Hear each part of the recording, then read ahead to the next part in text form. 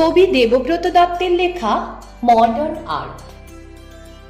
একাডেমিতে চলছে এখন চিত্র প্রদর্শনী। শুরু হয়েছে সোম থেকে, চলবে শুক্র শনি। সেদিন দেখি ভীষণ ভিড় একটা ছবির কাছে।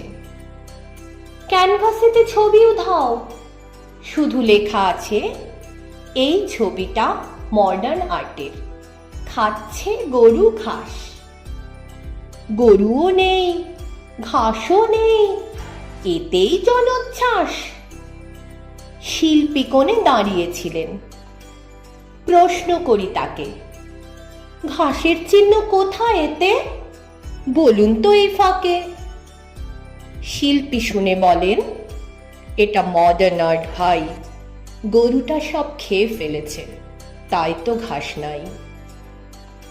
আমি তখন প্রশ্ন করি, তবুও কোথাও যেন গরুটাও তো দেখতে পাবো, সেটাই বা নেই কেন? শিল্পী বলেন, মডার্ন আর্টে অনেক বোঝার আছে। ঘাস খাওয়া শেষ করে গরু আগেই চলে গেছে।